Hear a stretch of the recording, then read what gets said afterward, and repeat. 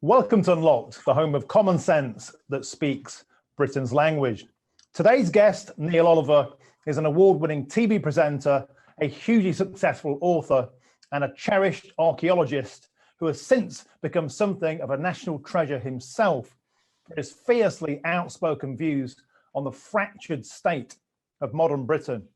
Neil cemented his place in the hearts of millions of Brits when he became the face and voice of BBC's Coast, an epic TV show that showed Britain as an island united by geography despite millennia of invasions, civil wars and tribalism. Known for his affable, gregarious and cerebral tone, of late his trademark warm Scottish lilt has taken on a more pessimistic tone that's more reflective of a land divided. Be it Scottish nationalism, authoritarian clampdowns on freedom of speech, or punishing COVID lockdowns, Neil appears to conclude that the dystopian future we all dreaded is actually upon us now. Joyously, Neil speaks from the heart and without a filter. For that, he's amassed an army of supporters and, of course, haters. Like all of Neil's writings, his latest book, Wisdom of the Ancients, draws upon a deep knowledge of human history, and today, Unlocked hopes that Neil can help us make sense of the present day by looking at the mistakes we've made in the past. Now, as you can probably tell, I love this bloke. So Neil Oliver, welcome to Unlocked. It's a pleasure to have you on the show today. I wanted to speak about, if we could at first, about tribalism. And you've spoken about the powerful effect of technology on humans. I wondered, Neil, is the internet and especially Twitter making us all regress into chimpanzees? Hello, and thank you very much for making time for me. I think before I say anything else, it's always, when I listen to an introduction like you've just given there, it always reminds me of the fact that I think how unlikely I feel about being cast in this role, and suddenly finding myself being outspoken on issues of current affairs and the state of the nation, because I am the first to understand, who I really am. I studied for an archaeology degree a long time ago. I've had various jobs. Most recently, I've been a television presenter and I've written books, sometimes accompanying those projects, sometimes standalone. And to find myself from my context, from my context, from my background, suddenly speaking about matters of such import, I find overwhelmingly unexpected and strange.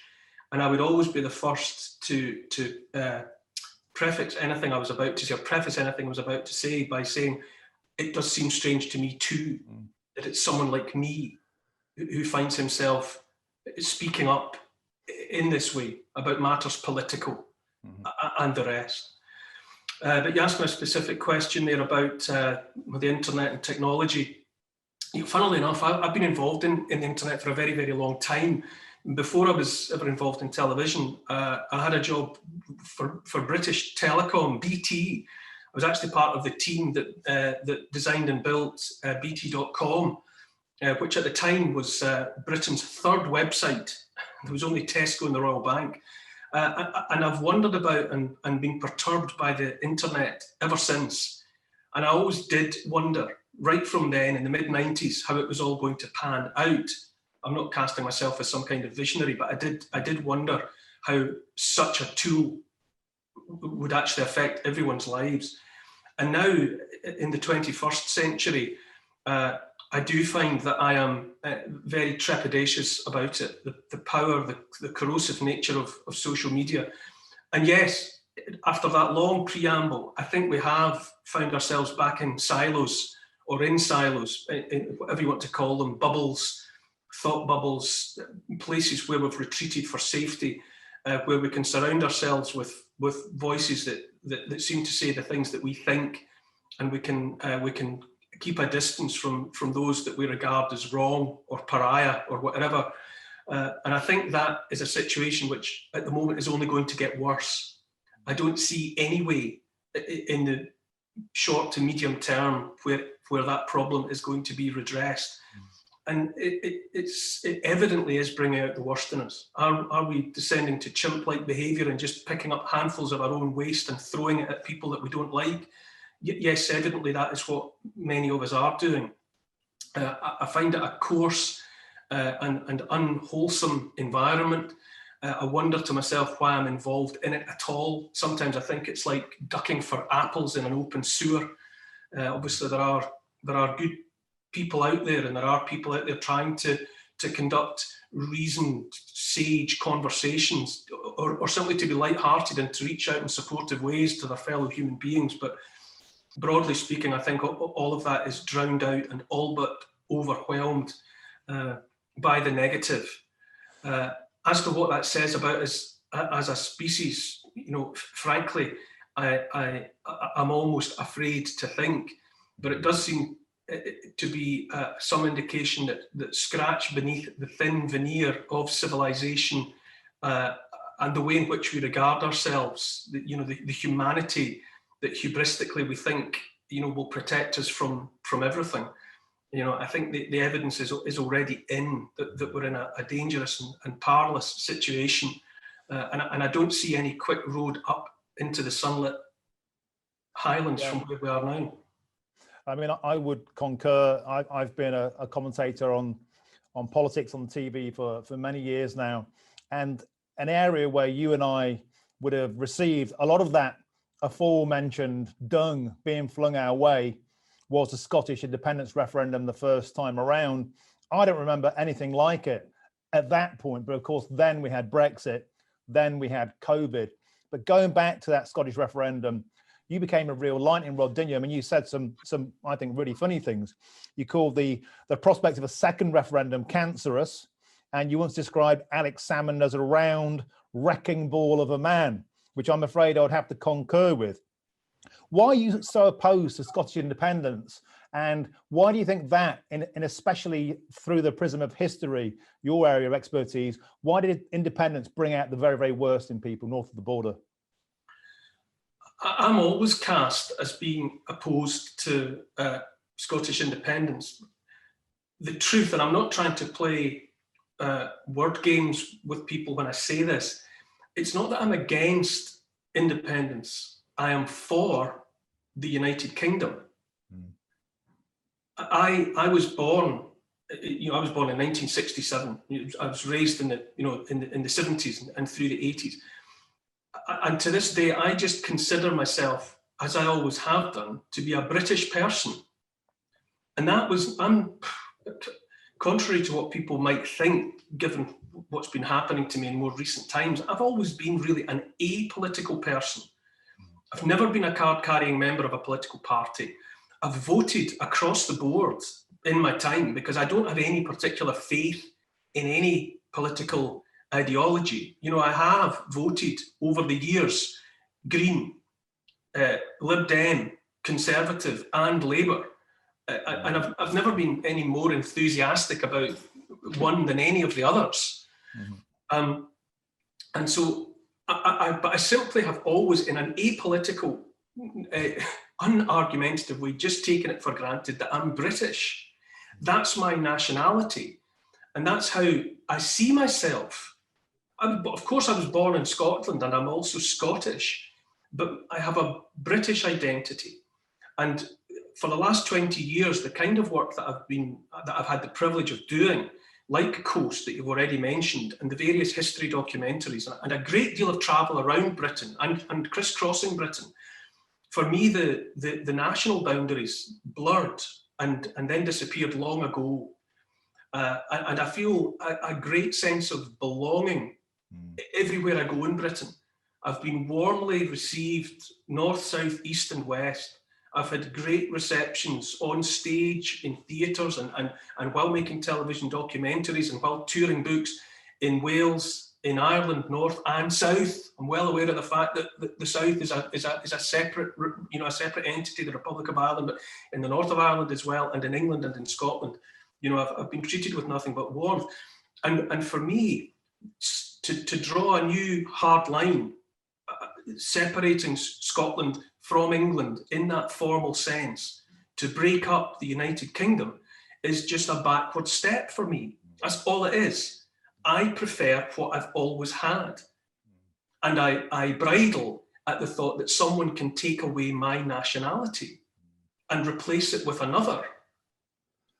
I mean, I push that to the point where I see that as infringing my human rights. I'm a British citizen. That's how I see myself. Not in any argumentative, pugnacious way. I'm not trying to make a point. That's just who I am. And I don't see that I should have to cede my right to understand myself as I am to some Johnny-come-lately politician. Yeah, I mean, I completely agree with that. I'm not anti-independence. Yeah, that appeals to other people, which is fine. That's entirely appropriate if that's the way that they feel. I am for something, and I am for the United Kingdom. Yeah, and I would concur with that. And I think that is something also that was prevalent through the Brexit debate. It was a united kingdom, but the debate around Brexit picked up where the Indie Ref left off. I mean, the tribalism, the abuse was horrendous. But I've got to say, and this is where we fast forward to the present day, Neil, the debate that's going on at the moment around COVID and the lockdowns and the creeping totalitarianism of government control and the clampdowns on freedom of speech, I think we're more divided than ever. Why do you think that is? It's a question that I ponder every day, and for which I don't have a pat, oven ready answer. But I think it seems to me that we're, for whatever reason, we're beginning to behave in a way that one might have thought was consigned to the past. We came through, centuries of reaching out for the application of reason and science, and for a long time there were certain scientific facts that we could all take for granted, that we were entitled to believe, that most of us just took as read. There were certainties upon which we could rely. But it seems to me, almost running in parallel with the rise of the internet and with social media, that we've moved away from that time of reasoned argument, debate, the notion that science is not ever finished, that it's an ongoing conversation, that at all times that scientists are supposed to be, and I believe the best scientists are always open to the idea that their hypotheses could be wrong and replaced by something better in the future. But we seem to have gone back into a time of belief that there are certain things that, without the necessity of scientific proof, without science, there are things that we're just expected to believe in the way that it used to be the case, that you had to believe in a religious sense, that there were articles of faith that were not to be challenged. And that, for the longest time, right through the history of Christianity, from the beginning, for 2,000 years, there were disputes within Christianity where one side was right and one side was wrong. And those people who were wrong were heretics. Yeah. And heretics weren't to be debated with, they weren't to be entertained, they weren't to be understood, they weren't to be allowed to be separate and to have their own point of view that was to be tolerated. They were to be destroyed. That was why heretics were burnt at the stake. It was a deliberate punishment so that person's physical presence was done away with as though it had never been. And that there were ashes that could be thrown in a river and carried away so that person was just undone completely.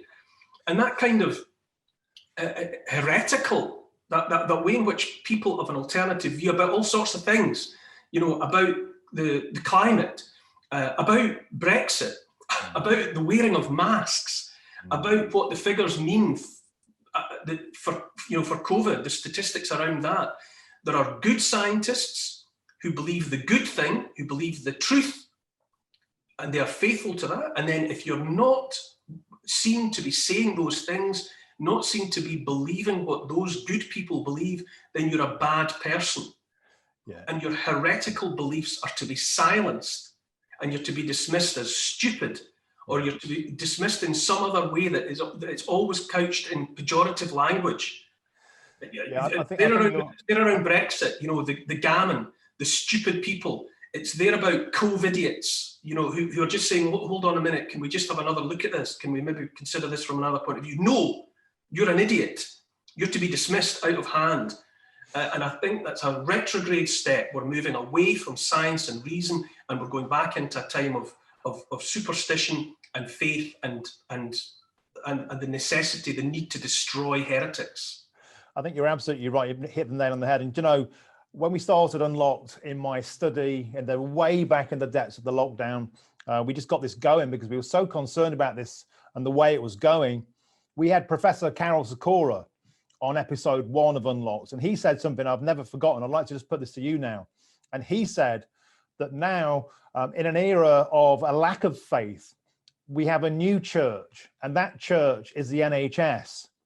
And the belief that that is right, and if you oppose it, you are a heretic. Has COVID, in a sense, become that perfect storm for this debate? It's like you must protect the NHS or you are evil. And if you challenge any of the science or the data around that, even when it's provably flawed by superior academics, then once again, you are this heretical presence. And I think that might be a key factor. What do you reckon to that?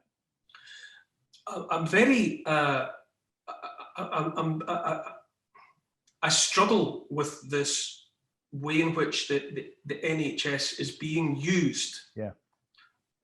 You know, we all are. Everyone who lives in Britain can tell you stories about, genuine stories about how wonderful the NHS is, with the way they've treated us, ourselves, and the way they've treated our children and all the rest of it. You know, we don't question. There is no, I have seen for myself what a wonderful thing the NHS is. But this idea about saving the NHS at all costs, what for? You know, you're saving it as though for a rainy day.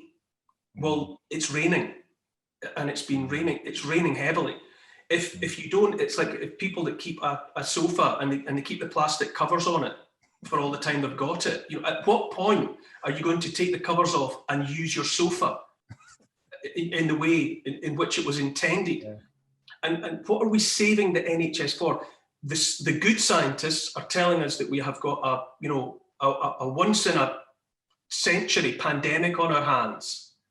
That would seem to me to be the time to use the NHS possibly to destruction. You know, what have our ancestors and our parents and grandparents and the rest been paying to provide, if not a service that when it was desperately needed, it might be used until the wheels fell off.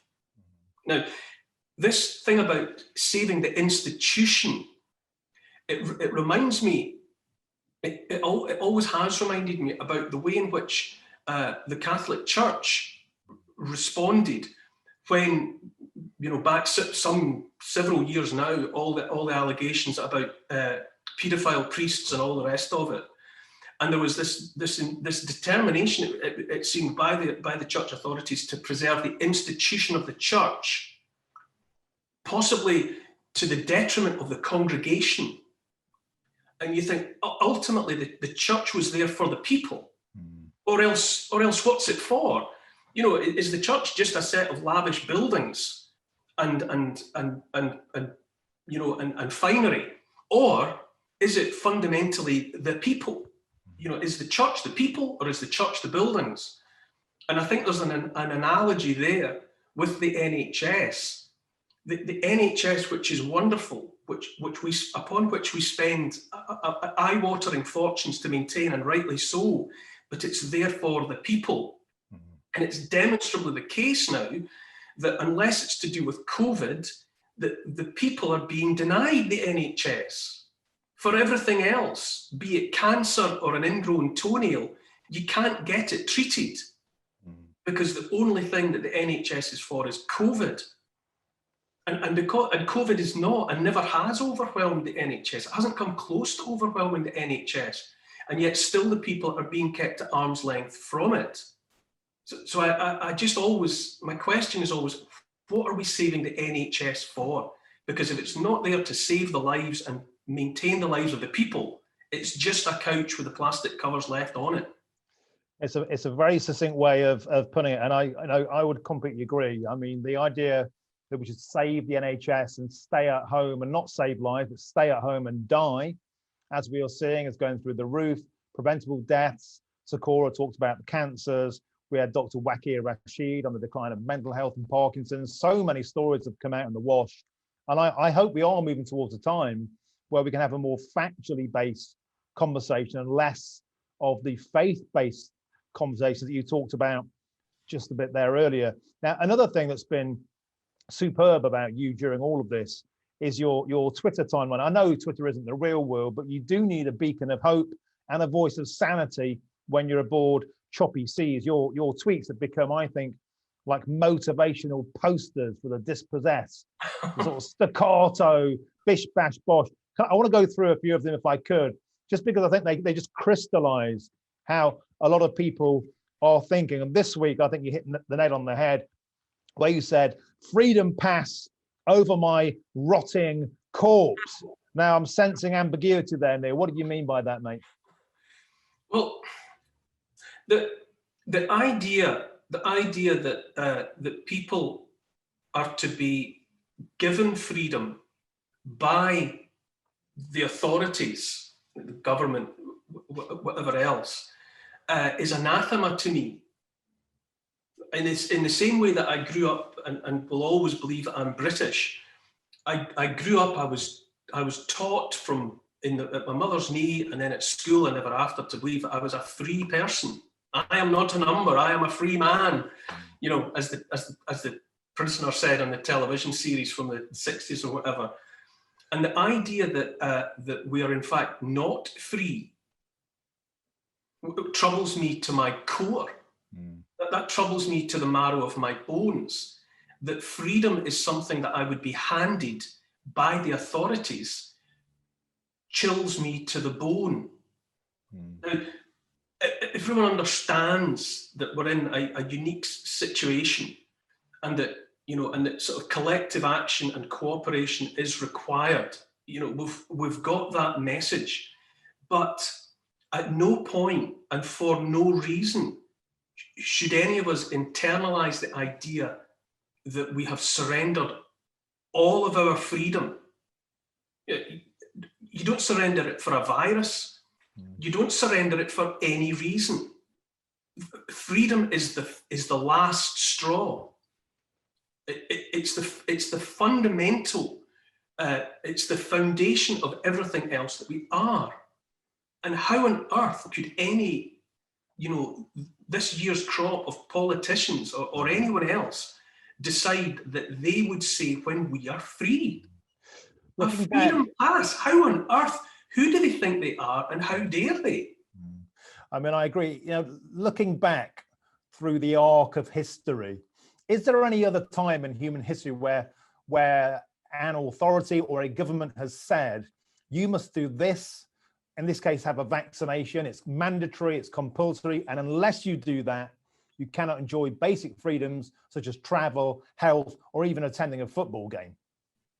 Well, I don't think there's a direct analogy, is there? But I mean, you would certainly be able to say that there have been times of religious intolerance, you know, where you had to be, you know, you had to be demonstrably, you know, after the time of the Reformation, or when Henry VIII, you know, established himself as the not just the leader on earth, but the leader of the faith as well. You know, that to bring both of those, you know, church and state together, you know, under his control. You know, and you know, there was obviously, if you weren't Protestant, if you were Catholic in that context, you could be and would be persecuted. So there are examples of that sort, and then if you go back into the just into the 20th century, and you look at the totalitarian regimes from Lenin's Russia onwards, through Stalin, through Mao in China, through the Kims in North Korea, Pol Pot in Cambodia. There have been attempts to create totalitarian regimes where you're either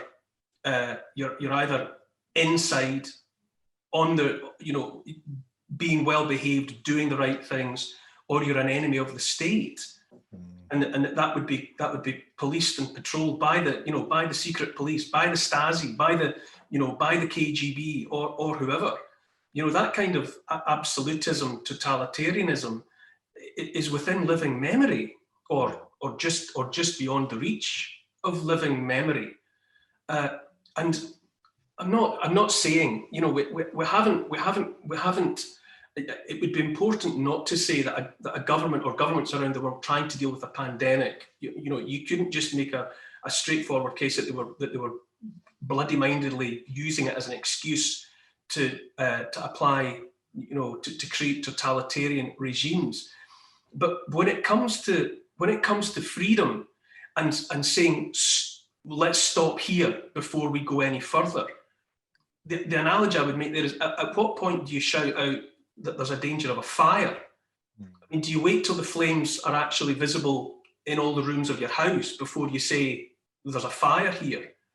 Or do you go back to the point where there's a smell of smoke? Or do you go all the way back to the point where you think maybe people are being a bit irresponsible with where they're putting candles and other naked flames? And you have to run the risk of sounding the alarm at a point that's early enough that the subsequent damage is avoided. And I feel that if you just take the virus, take COVID out of the equation, and just consider that we're now in a situation where, as a population, we have been told that we have no liberty unless the authorities give it to us. We have to stop at that point, regardless of whether it's the virus or whether there's any other reason for it. Yeah, we have to stop before we go any further. And that brings me on to your next tweet. But before that, don't forget, if you're listening in, watching this on Unlock, please get involved, send us your comments. Let's push this around social media. Please follow us at Unlocked United Kingdom, and on Twitter and YouTube at Unlocked_UK_. Now, you talk there about when do we stand up, a magnificent tweet you put out last week. Remember, there's only a few of them and billions of us. The spirit of uprising and rebellion there, Neil. Well, you have to, if needs be, yes, rebellion. And someone, as many people as possible, should come together and say no. And it's not about, I never would. I mean, you don't achieve anything violently. At the end of the day, you want people to listen to you and to maybe live as you do, and maybe to follow your example, because they see it lived in you, maybe one group of people would want to emulate the way of life of another group of people. And here in the West, far more significant, infinitely more significant public intellectuals. I don't put myself in that territory at all. But plenty of people are saying that it's the way that we live, it's the way that we have been seen to live in the West, in Britain, in Western Europe, in North America, in the United States, that has demonstrably attracted people from benighted places around the world. It's not because of violence. It's not because we've tried to, it hasn't been successful when we've tried to enforce it. It's simply in the free way that we have been seen to live, and we have lived freedom, and through the act of living freedom, that inspires and has inspired people all over the world who've wanted to come here, or they've wanted to have what we have. Understandably, I mean, who could really criticize people from dreadful places around the world from wanting to be here and to have what we have had? And it's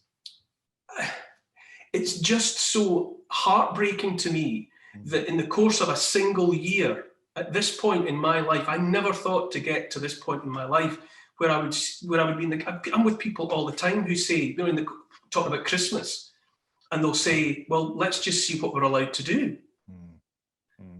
Just from one year to the next, people are waiting every day to turn on the television to be told what they're allowed to do today. Yeah, and that terrifies me.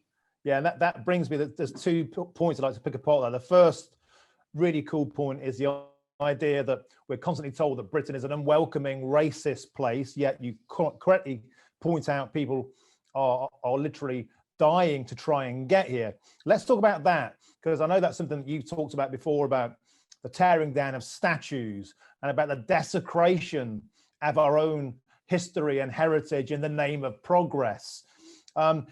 That, I think, is a dangerous way to go. The idea of destroying history and making us ashamed of our past. What's your take on that, Neil?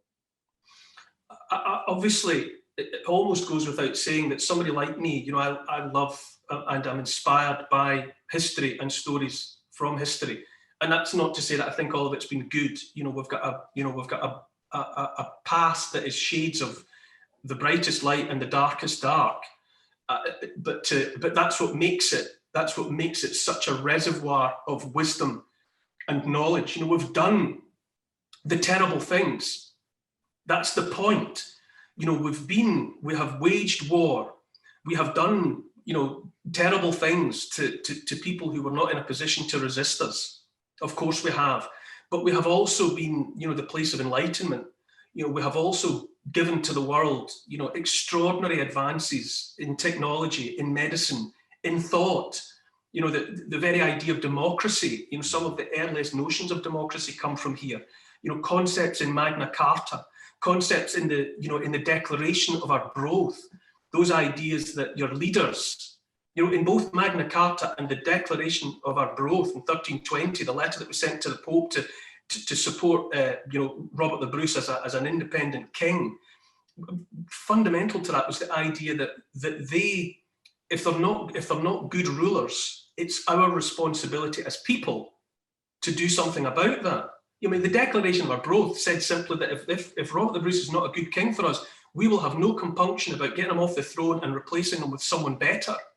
And Magna Carta, you know, prior to that, had already made it plain that that even the king was not above the law. Those are fundamental tenets.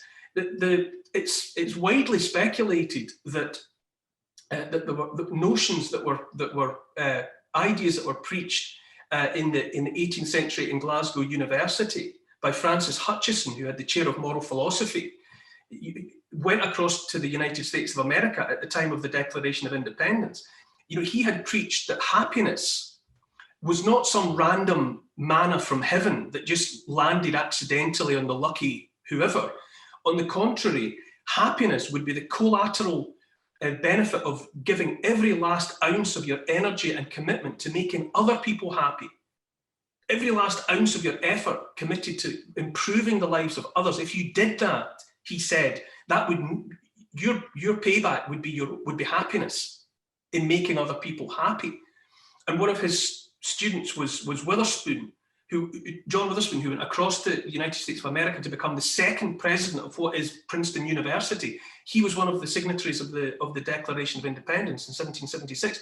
And it's widely speculated that the inclusion of life, liberty, and the pursuit of happiness, you know, is an export from 18th century Scottish thinking. So there are all these innumerable examples of ways in which our civilized thinking have been exported around the world and have improved the world for millions of people. Yeah, if I can just go on, lots of figures who are involved in all of those movements, you know, accepted norms that we would think were reprehensible, you know, up to and including what they thought about and how they behaved around the idea of human slavery. Now we have understood and internalized long ago that human slavery is the darkest stain on our species. We know this, but to contemplate physically removing the figures who tell part of that story is only a mistake. By being visible in the public square, they are literally named and shamed. We see them and we know them, and if we understand their story, we understand the wider picture, we understand why they understood their world in the way that they did. And if you start removing and editing and erasing, you just leave an incomplete picture. It's like pages with some of the words redacted. You can't read it properly. And you need the sweary words and the bad bits alongside everything else in order fully to comprehend the picture of what they are a part. Right. And that's why you don't edit the past. You want more history, not less. You know, Neil, I honestly believe you just so succinctly nailed something there that's been talked about for months. It's just so true. Confront this for what it is, and tackle it for what it is. Don't destroy it. You also made another really good point, and I want to go back to our earlier idea of going backwards, and that is this. We used to sort these disagreements out via democratic acts and mandates and votes, old-fashioned, boring things like going to polling stations. Yet we've seen with the Scottish independence referendum, the result didn't turn out the way people liked it. With the Brexit referendum, the same. And with the most recent general election, the same. Is this act of desecration, tearing down statues, eroding the very belief system, the cultural heritage, the history of Britain, is that a part of the fact that if they can't win at the polling booth, they try and wage a culture war? I think yes. In short, I think yes. I think facts have become inconvenient. I think even you see a vote, you know, the result of a referendum. What we seem to have been being taught as a population since the first referendum on Scottish independence was that if you don't get the result you wanted, then it doesn't count. And then we went on from that into the Brexit referendum, you know, which delivered a very narrow result, but nonetheless a clean result that nobody was disputing. You know, it was 52-48. It was narrow, but it was clear. But that wasn't enough. And very quickly it became the case that it was being dismissed largely, apparently, because it had been made by stupid people, people who hadn't understood the argument and had made the wrong choice. And it's beginning to look as though ideologically motivated people have lost patience with trying to persuade. And have just decided that when you don't get the result that you want, you just set it aside on the grounds that you know better, that you're cleverer, you're better, your morals are more sure, and that it's in the interests of society that you, even though you're a minority, do this for the good of the people. Because as it turns out, the people are not good enough to make that decision for themselves, and they're not clever enough. You know, in lots of areas, scientific truth is becoming awkward and has to be set aside. I mean, the transgender debate is terribly muddied by the fact that biology is getting in the way of an argument that people want to make.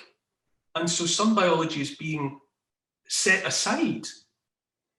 And once you set off down that road, and as I was saying at the beginning, you're undoing centuries of reason, enlightenment, and scientific endeavor. And you're going back to a time where people just think, I am entitled to make these decisions because after all, I am good. I'm a good person and I'm a clever person. And it follows logically that the things I want to do should be done, regardless of whether a majority of other people have a different opinion. I am right, and I will enforce this because, trust me, it's for your own good. That's looking back a couple of 100 years into a different mindset entirely that we should have left behind. You know, I was about to say something that's really fascinating about where we are now. And it seems to me that the more access we have to science and information, the more we seem to turn our backs on it. And that is, we are descending back into a system of belief rather than data. And I want to talk about now another topic that I know you've rallied against superbly over this year, and that is the position of the media and the way that the media has, without question, which I think is another really worrying thing as a journalist of 25 years, the media becoming almost like an attack dog of the government in an unquestioning manner. Not only that, but a dictatorial, shaming, terrifying, catastrophic manner of scaring us into staying at home, which of course culminated recently with Piers Morgan telling us to suck it up, that we couldn't see our relatives over Christmas. Now, both of my parents have had COVID this year. They both mercifully survived. I'll be damned if I'm going to be told I can't see them this Christmas, Neil. Whatever the government says, I'm bloody well doing it. What about you? Well, yeah, I mean, as it turns out, announcements have been made as of today about, what is it, about three families can become a sort of a bubble. I don't really know the correct way to express these restrictions. I don't know quite how best to describe it, but that's my understanding of it. But I was going to see, by hook or by crook, I was going to see family over Christmas. Because I believe that I had priorities around my own people that were going to overrule any diktats or fiats from elsewhere. That was my position on that. I think it's important that that of course you could say of course you could say that Christmas is just another day. It is. If you don't have, if you're not a person of faith or a person of religious conviction, then the 25th of December it is just a holiday, just an event for a party. Of course it is, and you could make that argument that it doesn't matter. But I've written recently about how we've become very careless about time. I mean, for lots of people out there, for lots of different reasons, today is the only day. What if today was going to be the last day, the last chance to tell the love of your life that you loved them?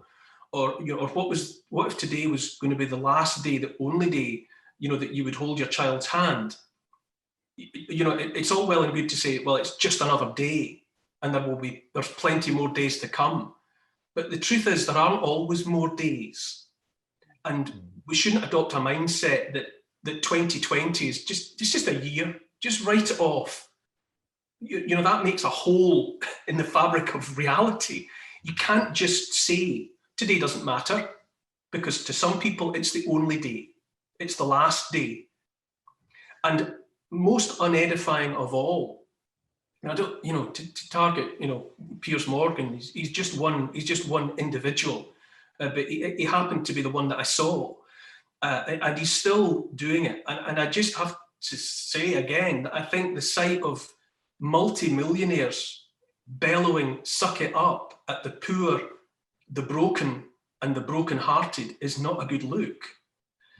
And as you said, it's definitely begun to feel that a large section of the mainstream media has become a mouthpiece of the orthodoxy. They tell us what to think. They're ready to accuse us of being stupid if we don't think that. And I certainly don't think that's the role of the media. The objectivity that I would associate with the media seems to have been set aside at the moment. And I don't know, and I've begun to suspect that the mainstream media is collaborating with the orthodoxy, possibly because it believes that it's in the common good. Another extension of that idea that they know best, and it's up to them by hook or by crook to make sure the stupid proletariat do what we're told, because we don't have the wit, and we're not to be trusted to do the right things by ourselves. They're always shouting down. I mean, the Great Barrington Declaration, I'm no scientist, but I am aware that many, many eminent scientists came forward around that document to say, we don't think that what is happening is right. But the Great Barrington Declaration has just been done away with, as though it never happened. And it ought to be the job of journalists and the mainstream media to interrogate that, to bring it forward and to discuss it. Not just to brush it out of the way because it's inconvenient and doesn't fit the narrative that seems to be being trotted out. Being shouted at like I'm stupid by journalists, I find unappealing. Yeah, and it's really important to bear in mind as well that a lot of people from within the trade have echoed the same sentiment. We had Sue Cook, BBC veteran, stalwart, and a proper hardcore old school journalist, saying she doesn't recognize the industry anymore. And it used to be an industry that rigorously held the government to account. And now it just seems to be, well, they're doing the right thing and we're on the same team as them. And if you disagree, then you're killing old people. If you disagree, then you're killing the NHS. I mean, that's not journalism, it's propaganda. Yeah, it is. And there's also a constant atmosphere of fear that's being endlessly stoked. I have completely lost track of the numbers, because on the one hand, there are the numbers that are being, interpreted by the mainstream media and that are coming out every day from the government and the government's preferred scientists. But then there's everything else, which is roundly just dismissed as cranks, conspiracy theory and all the rest of it. But nonetheless, I've looked at it in my unqualified but curious and interested way, and I have completely lost track, because frankly, all I seem to understand is that for this time of year, the same number of people and the same sort of people are dying of respiratory conditions as die every year at this time from respiratory conditions. We aren't losing, twice as many people as we ever do. And so it seems to me that this year has been quite like every other year. And that by far the majority of the people who are dying are very elderly and have compromised health. But if you set that aside, the climate of fear that's being generated, why are we to be frightened? Why are numbers being manipulated in a specific way to make us fear for our lives, when the most basic stuff I can get my hands on seems to suggest that the average age of people dying is 80, 82 with underlying health conditions, and that this approximately the same number of those people with those conditions are dying as die every year. And if you've got a pandemic that you have to test for desperately just to see it, just how dangerous is it if you've got to go looking for it before you can find it? It's interesting. Frightened, and why is fear being used against us? Well, again, going back to what Carol Sikora said on episode 1 of Unlocked, way back in the beginning, he was saying that fear is the most powerful brainwashing tool of all. And that's what he said had happened. The British public, the population has been brainwashed into hibernation. And you made an excellent point on this, again, drawing on your historical knowledge. And you said this: scientists need to have a reformation.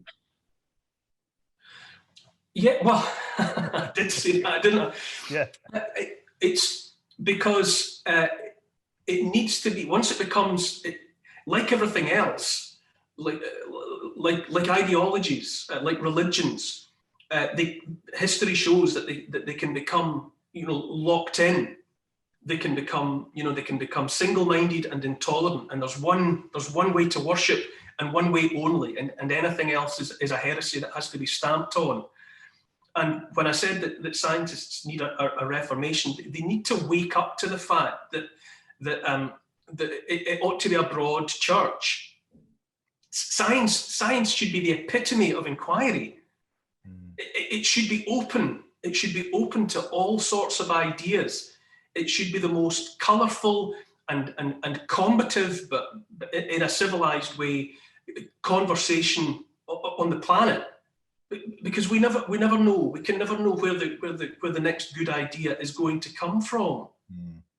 And they need to remind that, instead of deciding that there are good scientists and bad scientists, like there used to be good Catholics and bad Catholics, or Catholics and Protestants, or Sunnis and Shias, instead of fossilizing and calcifying into these schismatic situations, they need to talk to each other.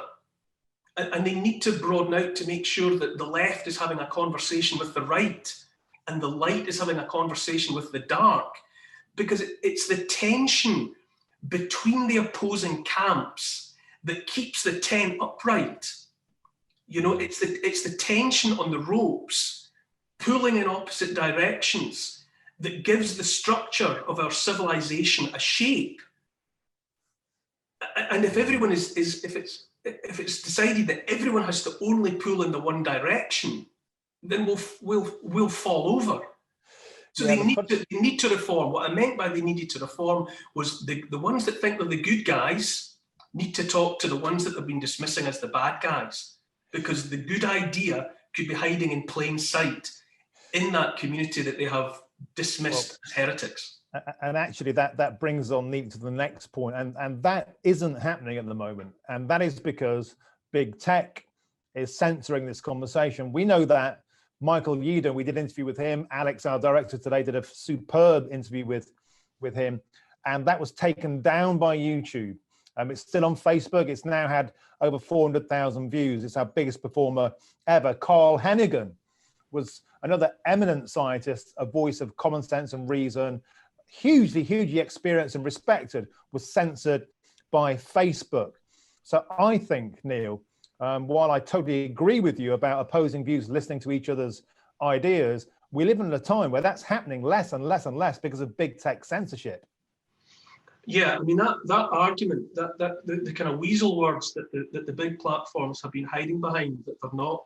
But how is it that they get themselves out of trouble, that they don't seem to hold themselves up as liable to the same controls as other publishers or other media? It's this idea that they're just a platform. That they can't, that people just put things on their platform, that they can't be held responsible for it. But the moment you start censoring, then surely you are taking on the role of editor. And once you move into that territory, then surely a whole set of other controls would have to come, would have to come into play. But I remember reading books about the internet at the time. The internet was brought into being by the military.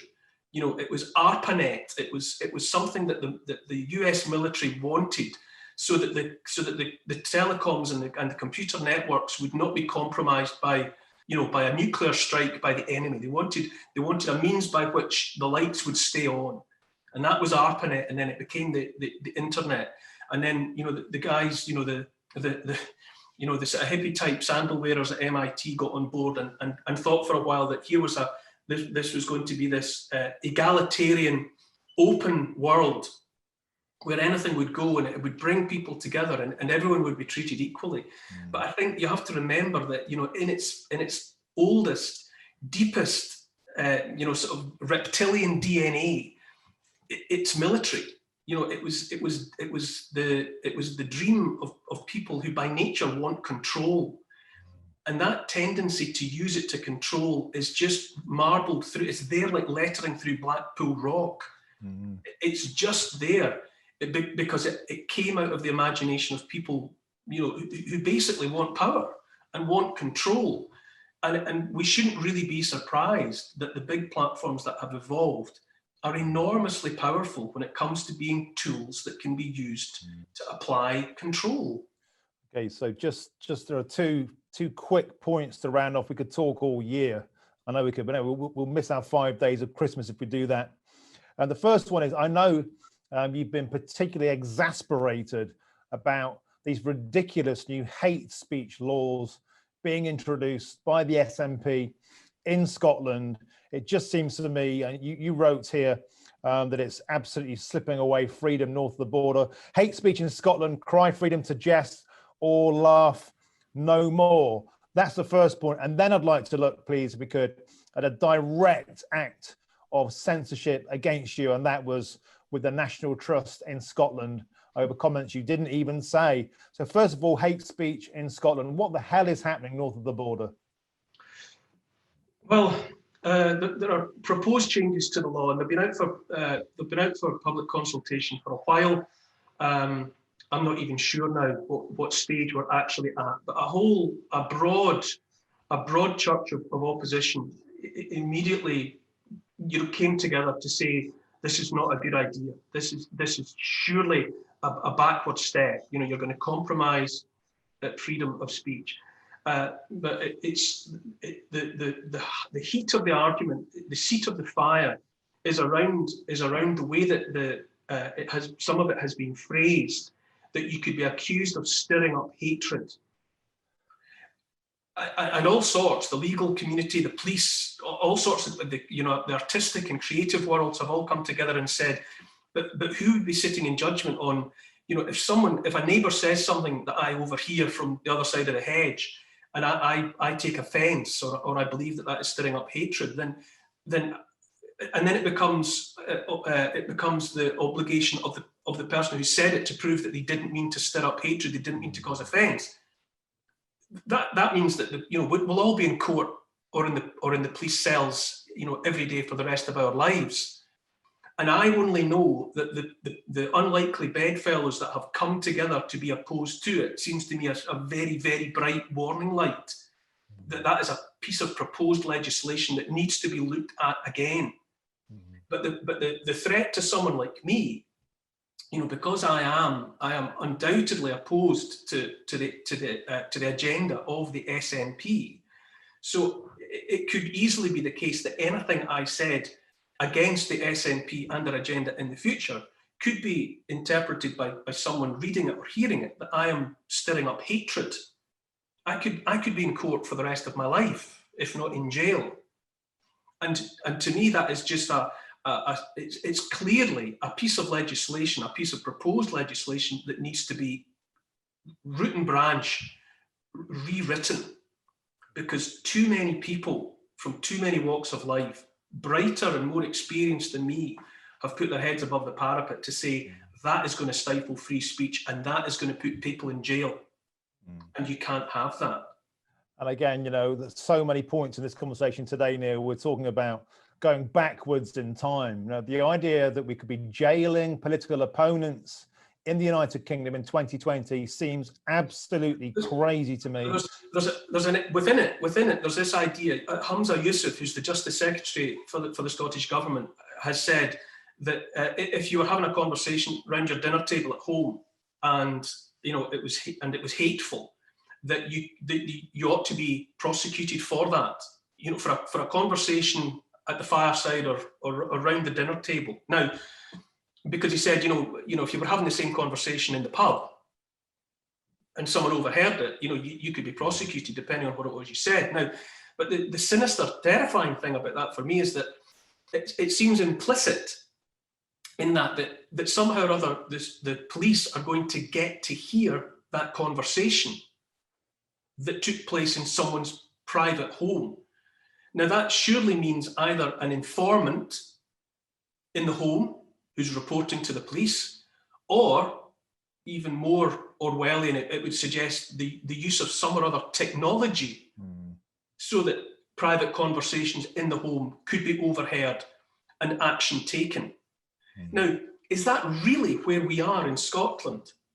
That you're looking at a situation like there was in East Germany, where it was estimated by the end of that regime, 1 in 4 or 1 in 6 people were informing for the Stasi, which meant that in every family, there was somebody within the family who was an informant for the authorities.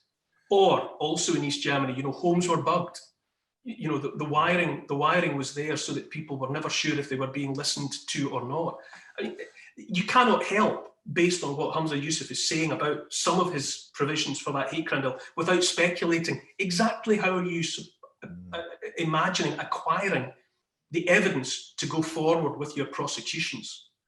Well, I think, again, we're repeating ourselves. This is technology taking us backwards, because we can all bug, we can all monitor, we can all inform now, thanks to the internet. And we are all, in that sense, being turned into foot soldiers of the state. And this brings me on to the final point I touched on, and that was the furore around the National Trust. Talk us through what happened there, because it seems like it was completely blown out of context, and the SNP and your opponents weaponized that moment to attack you. What happened, Neil? I was the president of the National Trust for Scotland, which is a voluntary, honorary, unpaid position. I basically was in the role of being a recognisable face that could make announcements on behalf of the trust, and I would host social events which would hopefully encourage people to donate. It was a fundraising exercise. One of the events that I hosted was in the Tower of London, and there was an invited guest list, and it included the historian David Starkey, who I'd never met, but I'd been a fan of his television documentaries, Monarchy and all the rest of it, for years. And I was in awe of of his presenting style, and that I'd learned so much. I was in this ridiculous situation, really. I had to give a half-hour lecture about the history of the Tower of London, in the Tower of London, knowing that David Starkey, one of the world's preeminent experts on that period, was there. So I was shaking with horror at what I was contemplating doing. But so I got up, said my few humble words about the history of the place, and at the end of it, Dr. Starkey approached me, which he didn't need to do.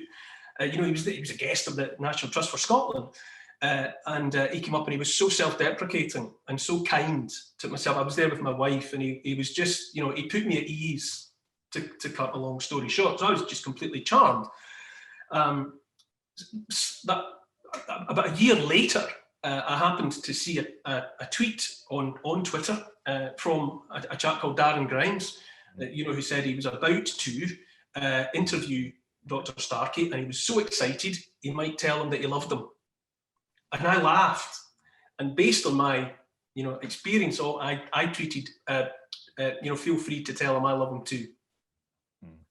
And then a few days later, the now infamous podcast went out, where amongst other things, Dr. Starkey made remarks which he himself has subsequently admitted, has made clear, were racist remarks, But so that's the important point. My tweet predated all of that by days, but then it was latched onto then, by people who don't approve of my politics, across a wider spectrum of subjects, and well, it became uncomfortable, seeming for the National Trust for Scotland, and I at that point had almost completed 3 years, and it was a 3-year term.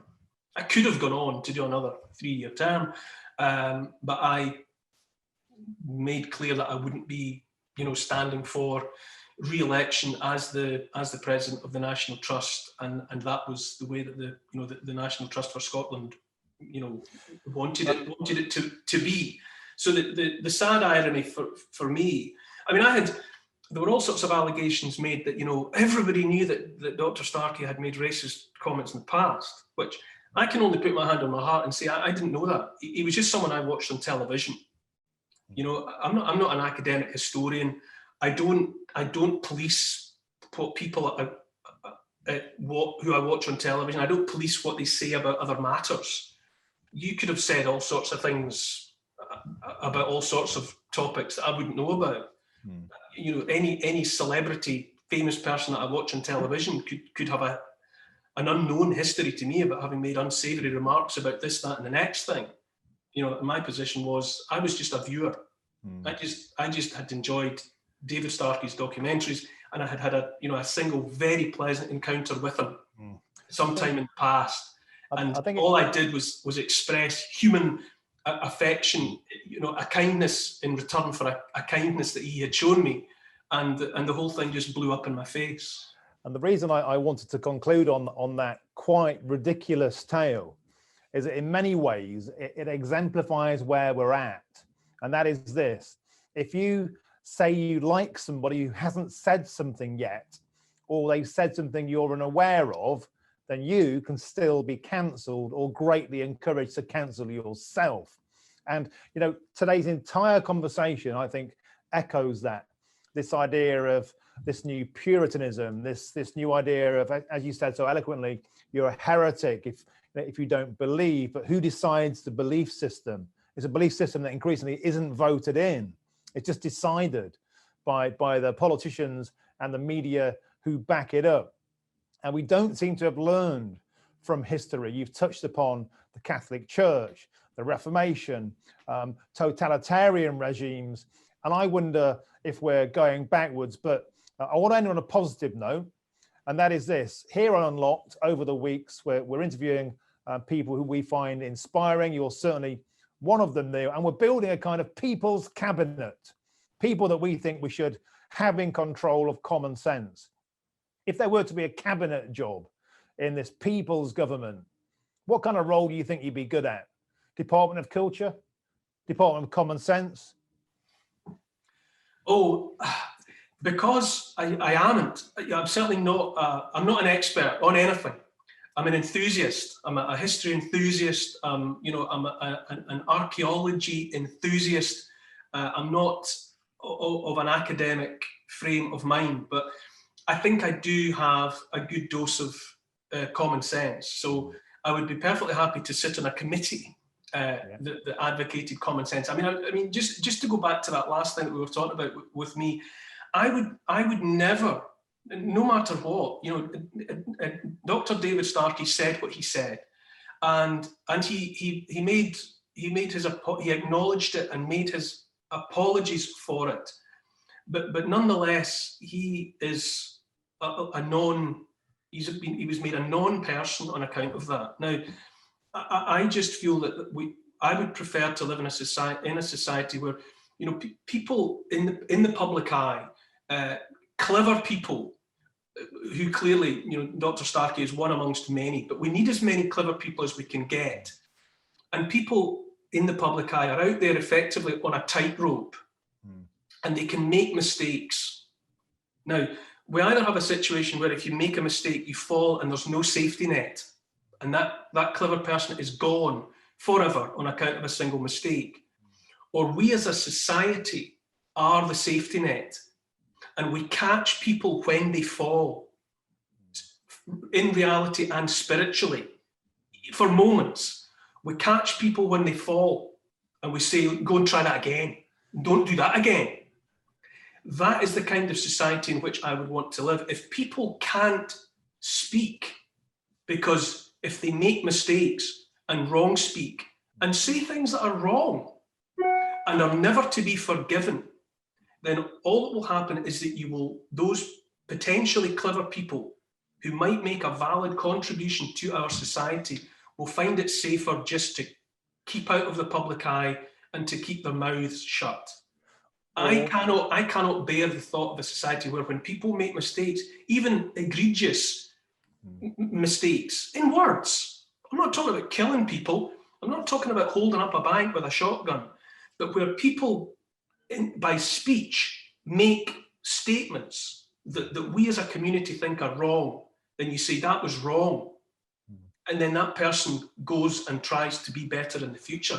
That's the kind of society I want to be a part of, not one that casts people into perdition for making mistakes.